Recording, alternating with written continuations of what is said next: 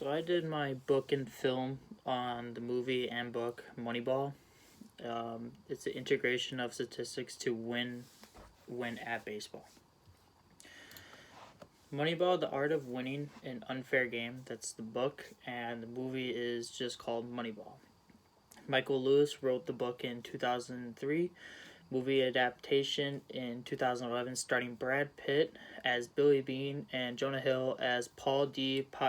Pastia.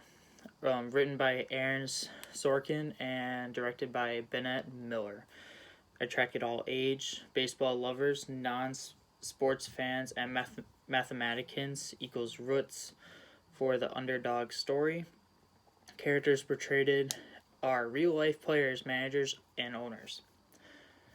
The book author Lewis and the movie writer Sorkin goal is to have fans realize the truth about the game and players' lack of value in the sport. And a quote from the book that I liked is, "The pressure of rooting for the Goliath is that you can expect to win. The pressure of rooting for Dave is that while you don't know what to expect, you stand at least a chance of being inspired." By Michael Lewis from the book. A summary of Moneyball. The title says it all, basically. The game of baseball is based on money and making more of it.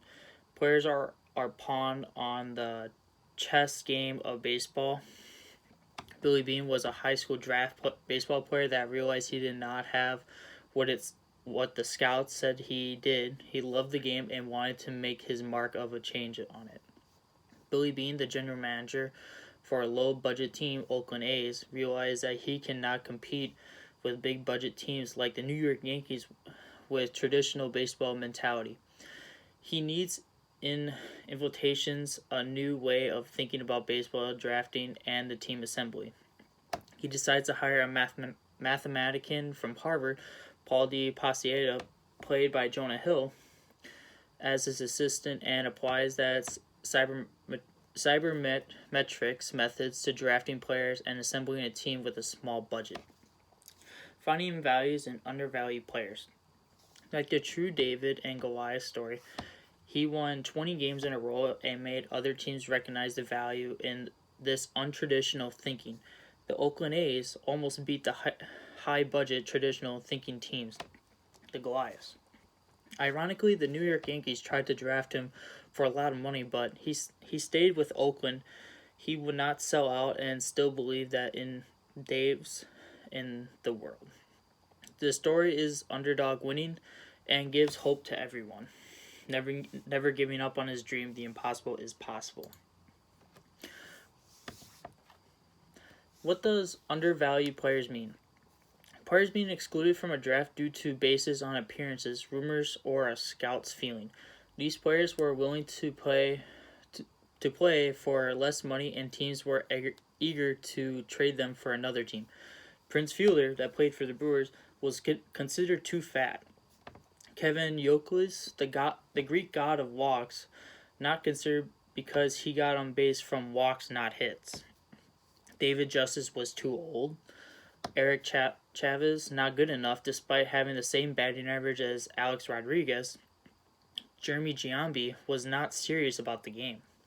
Scott Hatteberg, that also had an arm injury because he was a catcher, was a not valued baseball player due to his arm injury. And Chad Bradford, a submarine pitcher, was not a pitcher because he has weird mechanics and religious beliefs.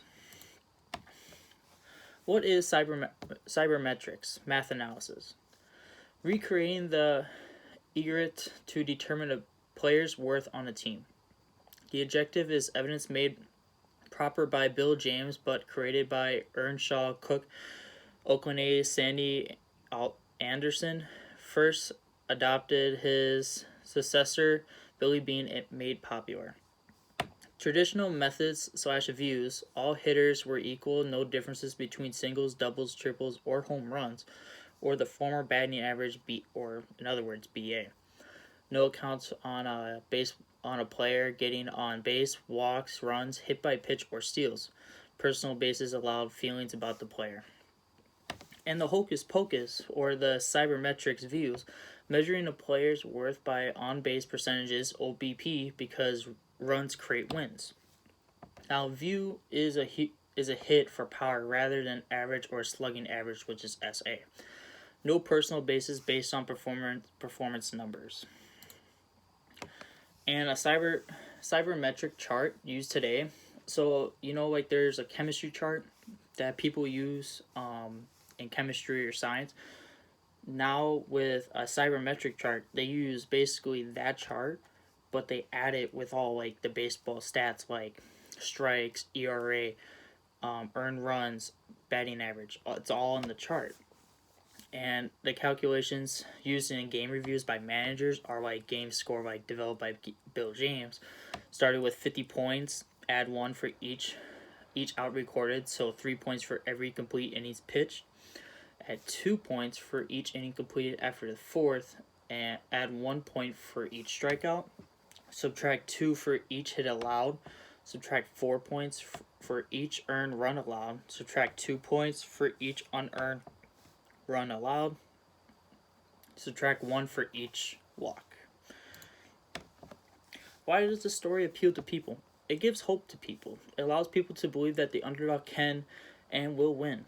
It allows people to feel involved, feeling inspired, and want to make a positive change in the world. It is unrelatable to every person in the same way, recreating a feeling that they had. It is a universal idea of what's wanting to succeed despite the obstacles. What does this text add to our class on sports, film, and literature? Literature is offered often despite a screenshot of society and culture, view of a time. Moneyball show our current values of money and ruthlessness. With both, Moneyball also shows our love for a comeback story. We beat up the key figures and embrace them when they continue to succeed despite the unbelievable obstacles we put in front of them. Moneyball and text like it allows us to examine our values and how we act to become a better person or better in people. What can we learn about sports, culture, society, or life from this text? Ironically, there are many similarities between our sports, culture, and society and how we view life. Moneyball addresses the wrong of our sport, culture, and society. Values of money over people, that we are freckled, you are the god, and then you 1 moment later you're trash. Moneyball is always the goal. We all win at all costs. The Goliaths are the important people, and it is wrong to think outside the box.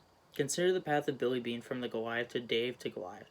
Drafted from high school as a 5-tool player, the next best thing to being a disappointment. Being a general manager to a small budget team to changing the viewpoint of team assembly in baseball, from being an outcast to being looked at up to a leader. Our society is hard on players. Celebrities, we tear them down, but we love them when they make a comeback. We do not like change and often refuse to look outside the box. Similar text/movies, you got Blindside, Bad News Bears, Ruby, Karate Kid, Remembering the Titans, Creed, Invincible, and Rocky. American Cry, get angry and cheer for them as a participative in their lives for a moment. We share the victors and feel the defeat. These are movies and books give us hope and that good prevail and the underdog will win. After all, America is found on untraditional beliefs, and we were the underdog. Important themes in Moneyball: insiders, big budget teams, overvalued players, the Goliaths, versus outsiders, low budget teams, undervalued players, and the Daves. Traditional views, subjective feelings of a scout versus the new ideas, objectives, cybermetrics, or man versus society norms. Hero actives versus Democrats' use of baseball statistical information. Never give up or never selling out. The true love for the game. Examples of themes of baseball: inside versus outsiders, Oakland A's small budget team inability to compete with a large budget team like the New York Yankees. The second one, traditional views versus new outlooks, scout feelings about a player versus math stats to determine a player's worth slash value of value to the team. Here, never give up or never sell out. Billy Beane was offered a multi-million-dollar contract for his conspiracy or idea of what he did for the Oakland A's, but instead believed in the little guy and planned to use his tools developing and staying with the Oakland A's to win them a champion. And the last one, true love for the game. Despite the hardship, Billy Beane has stated, "How could you not be romantic about baseball?" Billy loves baseball and wants to develop it to its full potential. And I have my cited sources in the PowerPoint.